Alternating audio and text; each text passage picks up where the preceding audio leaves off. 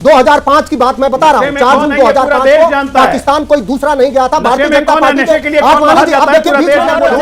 लेकर आएंगे काटने के लिए और काटना मारना ये हिंसा वाली बातें क्यों अजय आलोक जी? कहां से लेकर आएंगे बाबर और जिन्ना? कौन है जिन्ना का दोस्त कौन है? जिन्ना का नाम जो ले रहे थे उत्तर प्रदेश के मुख्यमंत्री योगी आदित्यनाथ, उनको उत्तर प्रदेश में वनस्पति का व्यापार हो रहा है, उसके नशे में न रह करके कुछ तथ्यों की बात करनी चाहिए। एक मैं डेट बता रहा हूँ। इसी पे चित्रा जी, इसी पे मैं लाना चाहता था आपको।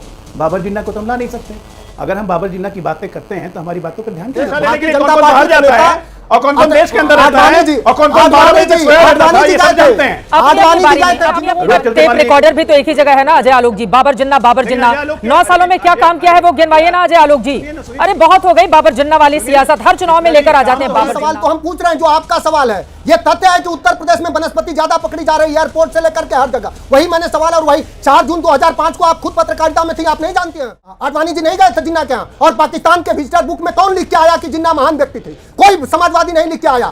पूछना चाहिए, अभी आडवाणी जी जीवित हैं, उत्तर प्रदेश के मुख्यमंत्री योगी आदित्यनाथ बोल रहे हैं जिन्नावादी, राम भक्तों पर गोलियां चला रहे थे। और किसने? नुस्लीवादिया कौन था जो भारतीय जनता पार्टी को सबसे ज्यादा फंड दिया? उसके पैसे से भारतीय जनता पार्टी का पहली बार मुंबई में सम्मेलन हुआ। श्यामा प्रसाद मुखर्जी 41 से लेकर 42 तक उप प्रधानमंत्री थे मुस्लिम लीग के साथ। कौन बताएगा? बाबर जिन्ना के नाम से मिर्ची क्यों लगती है? अपने कुर्सी से उछलने क्यों लगते हो? बाबर जिन्ना की औलाद है क्या? काम गिनाने की बारी है कि 9 साल में क्या काम किया है यूपी में? दिखता भी है।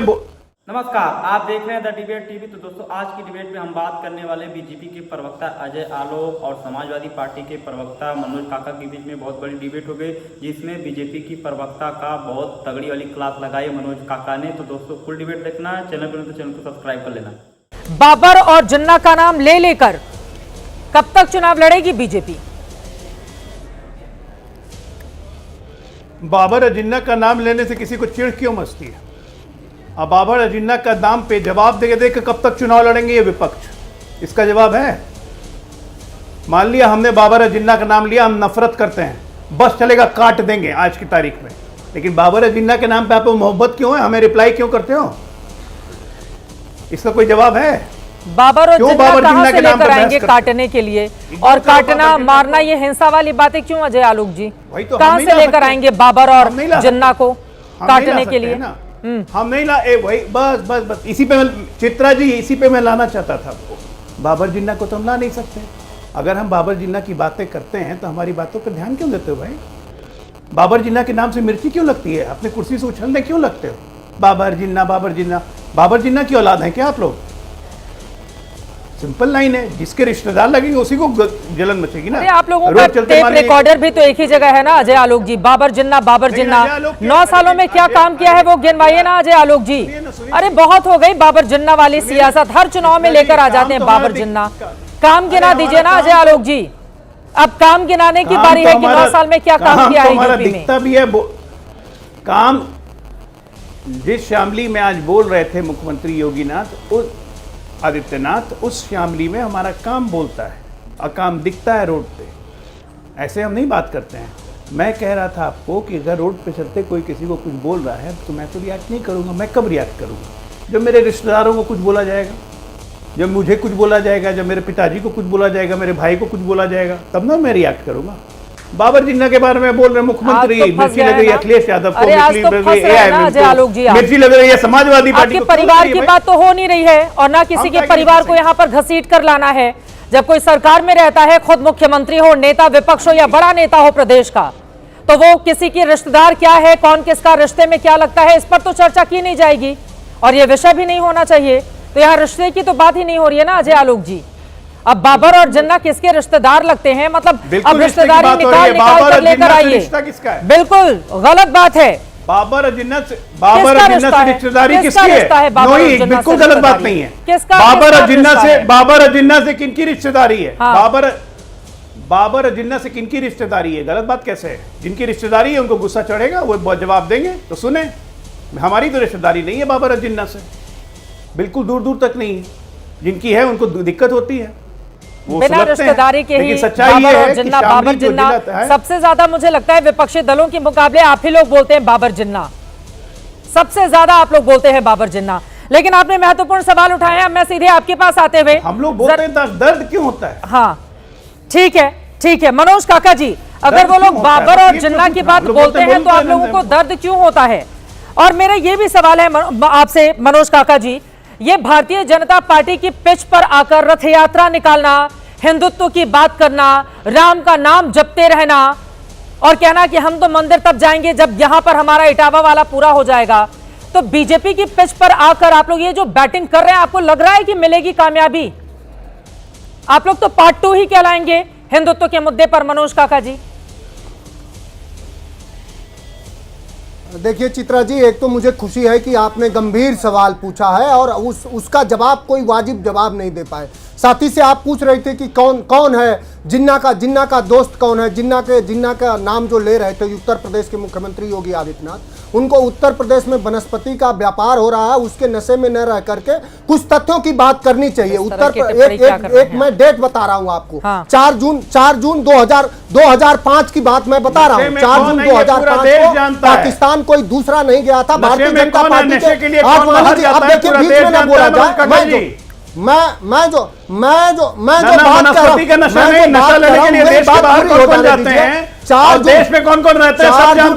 4 जून 2005 को आपने कहा मुख्यमंत्री वनस्पति के नशे में है, नशा लेने के लिए कौन-कौन बाहर जाता है और कौन-कौन देश के अंदर रहता है और कौन-कौन बाहर रहता है, ये सब जानते हैं।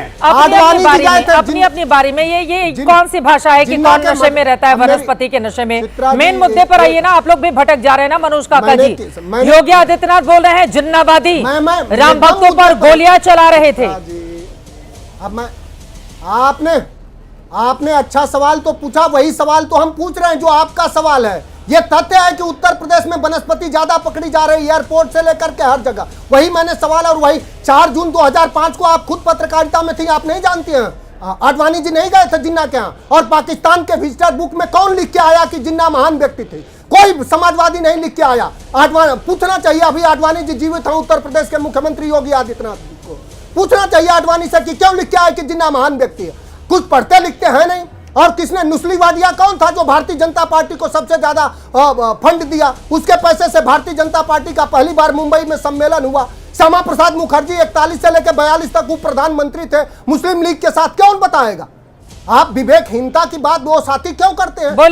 क्या तो जिन्ना से सबसे ज्यादा रिश्तेदारी, हाँ। और उसको महान बताने वाली बीजेपी की पिच पर आकर बड़ा राम भक्त बना रहे हैं आप लोग अपने आप को, कि नहीं है? बीजेपी की पिच पर आकर ये जो बड़ा राम भक्त बता रहे हैं, ये भी तो इसीलिए है ना मनोज काका जी की राम के नाम पर बीजेपी चुनाव लड़ी, वो जीत गई, 10 सालों से सत्ता में है।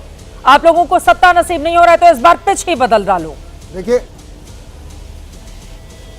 देखिए चित्रा जी, जो आपका दूसरा सवाल है बहुत वाजिब सवाल है। मैंने कई बार आपसे कहा, और आप भी जानती हैं, क्या रामायण में चौपाई नहीं है कि कोई नहीं शिव समान प्रिय मोरे, अस्पर्ति तुझे जन भोरे। अगर राष्ट्रीय अध्यक्ष जी ने यह संकल्प लिया है कि हम जब इटावा में देवाधिदेव भगवान भोलेनाथ का मंदिर पूरा हो जाएगा, उसके बाद वहां आप सबको आमंत्रित करते हैं। इसके बाद जो शिव रेखा पे मंदिर बन रहा, हम लोग चलेंगे मर्यादा पुरुषोत्तम भगवान राम का दर्शन करने। हम अगर सिर्फ अयोध्या में, क्या मर्यादा पुरुषोत्तम भगवान राम की जो मर्यादा है अयोध्या तक सीमित है? उनकी मर्यादा तो पूरे विश्व में है, दुनिया में है।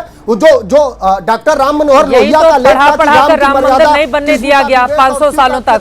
मनोज काका जी, यही तो पढ़ा कर राम मंदिर नहीं बनने दिया गया कि राम तो हर जगह है, तो फिर मंदिर बनाने की जरूरत क्यों है? अब देखिए फिर आप गलत ट्रैक पर जा रहे हैं। फिर ये मत कहिएगा कि केदार भगवान का दर्शन करने के बाद इटावा में राम जी का दर्शन करने अयोध्या जाएंगे, फिर वहीं राम जी की मूर्ति लगा लीजिए, अयोध्या जाने की जरूरत नहीं पड़ेगी। मनोज काका जी, मैं तो उसी विचार का हूं जो कबीर कहते थे। हम तो मानते हैं कि हम में तुम में खड़क हम में घट व्यापी राम है। हम राम का नाम लेकर के राम के चंदा चोरी करने वाले नहीं है, हम उनके मर्यादा के साथ खेलने वाले लोग नहीं है, हम उनके मर्यादा का अनुसरण करने वाले लोग हैं। वो बीजेपी है जो राम का नाम लेती है और उससे धंधा करती है, बिना राम का नाम लिए उसका काम नहीं चलता। वो सेवक रक्षक बनती है, चंदा लेती है। एक तरफ मेघालय में बयान देती है कि सबसे ज्यादा आपको हम गो की मांस उपलब्ध करा देंगे। ये जो जिन्ना वाली पिच है अजय आलोक जी, वो आपको लालकृष्ण आडवाणी याद दिला रहे हैं। ठीक है, कोई करुणा नहीं हो, वो राम के सभी अनुयायी हो सकते हैं। अजय आलोक इनको याद होना चाहिए कि जिन्ना वाले बयान के बाद ही माननीय लालकृष्ण आडवाणी जी को राष्ट्रीय अध्यक्ष के पद से इस्तीफा देना पड़ा था।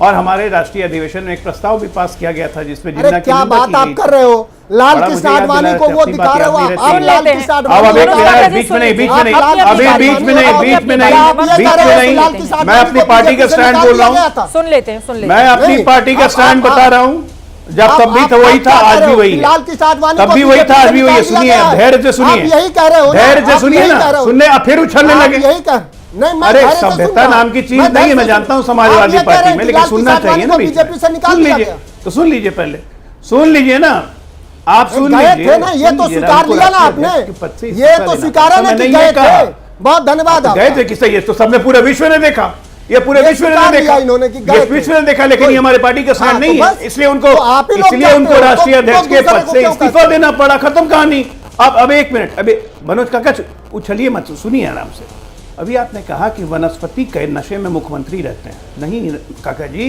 वनस्पति के नशे में मुख्यमंत्री नहीं रहते हैं मुख्यमंत्री योगी हैं सुबह 4 बजे से उठ के काम करते हैं जो उन्होंने कहा कि यो उत्तर प्रदेश की सुबह 4 बजे सुबह से शुरू हो जाती है नशे में वो रहते थे जो 12 बजे तक नहीं उठते थे नशे में वो रहते हैं जो आज भी विदेश यात्रा रह के भागे रहते हैं नशे में वो रहते हैं जिनका चुनाव चलते रहता है लेकिन यहाँ विदेश में हैं नशे में वो लोग रहते हैं हम लोग नशे में नहीं रहते हैं तो इसलिए वनस्पति का नशा हो या किसी और चीज़ का नशा हो या परिवार का नशा हो या सत्ता का नशा हो तरह तरह का नशा करने की आदत है आप लोग को ये पूरा देश देख चुका है बहुत बार तो फोटो वोटो भी निकल गए हैं इसलिए नशे वशे की बात टीवी चैनल पे मत किया कीजिए ठीक है अभी नशे पर बहस भी नहीं हो रही है इस पर जाएंगे तो फिर बात बहुत दूर तक चली जाएगी नशे पर नहीं जाते मेन मुद्दे पर रहते हैं मैं एक बात और कह मैं जो एक बात और नशा करेगा मैं तो बस अपना एक लाइन- नुकसान मैं 10 करेगा सेकंड और लूंगा, हाँ बस बोलिए इतना ही, बोलिए 10 बोलिए सेकंड, बस 10 सेकंड बोलिए मैं 10 सेकंड और लूंगा मैं सिर्फ 10 सेकंड देखिए कैराना हमारे लिए शामली इसलिए ज़रूरी है जानना दर्शकों को भी शामली के तो सारे लोग जानते हैं उत्तर प्रदेश के लोग जानते हैं लेकिन देश के दर्शकों को आपके ये जानना जरूरी है कि शामली में भी एक जगह है कैराना जहाँ से 368 हिंदू फैमिलीज़ को एक साथ ज़बरदस्ती बाहर भगा दिया गया था इसी को कहते हैं डेमोग्राफी चेंज जिसकी आज मुख्यमंत्री जी ने चर्चा की उस पर ये भाग रहे हैं कैसे हिंदुओं का पलायन हुआ ये वैसा ही पलायन था जैसे श्रीनगर से हिंदुओं को भागने के लिए कब हुआ मजबूर था ये किया गया पलायन? जहां कौन जहां से साल मुस्लिम में? डोमिनेंस हुई वहां से भगाया गया 2013 से 16 के बीच में और है। 16 में हमारे एमपी हुकुम सिंह ने बकायदा ये चीज को उठाया था रिटर्न लिस्ट देके उसके नेशनल ह्यूमन राइट्स कमीशन इसकी इंक्वायरी हुई थी ठीक उसने है। भी इसको जस्टिफाई किया था ये सब ऑन रिकॉर्ड्स है और उसके आज बाद वही चुनाव मुख्यमंत्री जी ने हुए याद दिलाया तो जैसे अभी ये भाग रहे हैं। कैराना में सांसद समाजवादी पार्टी का है और आरएलडी और समाजवादी पार्टी ने चुनाव लड़ा था शामली में तो उनके विधायक है वहां पर बीजेपी तो हार गई थी ना शामली विधानसभा अगर ये मुद्दा वहां पर जनता के बीच है तो बीजेपी हार गई न कैराना जीत पाई न शामली विधानसभा जीत पाई लेकिन ठीक है आपका मुद्दा है मैं सुरेंद्र राजपूत जी सीधे आपके पास आते हुए देखिए भारतीय जनता पार्टी ने कुछ जगहों पर हारा लेकिन सत्ता उन्हीं की बनी उत्तर प्रदेश में 35 सालों के बाद योगी आदित्यनाथ सरकार रिपीट हुई दोस्तों आप लोगों ने पूरी डिबेट देखी अपना राय जरूर बताना बीजेपी के प्रवक्ता अजय आलोक बाबर जिन्ना का नाम लेकर कब तक राजनीति करते रहेंगे और बीजेपी के प्रवक्ता चित्रा त्रिपाठी से भी बहस करने लगे तो ईमानदार प्रवक्ता ने उनको रगड़ दिया जो कि आज का मुद्दा बहुत बड़ा मुद्दा था जिसमें बीजेपी प्रवक्ता की बहुत तगड़ी वाली क्लास लगाई चित्रा त्रिपाठी ने क्योंकि बीजेपी के प्रवक्ता कुछ गलत बातों का प्रयोग कर रहे थे जिसमें चित्रा त्रिपाठी ने उनकी बहुत तगड़ी वाली क्लास लगा दी है और समाजवादी पार्टी के प्रवक्ता ने भी उसकी क्लास लगा दी और जब जब चित्रा त्रिपाठी सच्चाई की बात कर रही थी तब बीजेपी के प्रवक्ता हिंसा वाली बात करने लगते थे और उनको चुप करा देते थे लेकिन ईमानदार एंकर ने उनको खरी खोटी सुनाई और डिबेट से जाने के लिए बोल दिया क्योंकि जब जब समाजवादी पार्टी के प्रवक्ता सच्चाई की बात करते थे बीजेपी प्रवक्ता उनको बीच में टोक लेता था इसीलिए चित्रा त्रिपाठी गुस्सा होकर के उनको खरी खोटी सुना दी तो दोस्तों आप लोगों ने पूरी डिबेट देखी अपना राय तीखे तीखे और डिबेट देखने के लिए सब्सक्राइब कीजिए डिबेट टीवी को।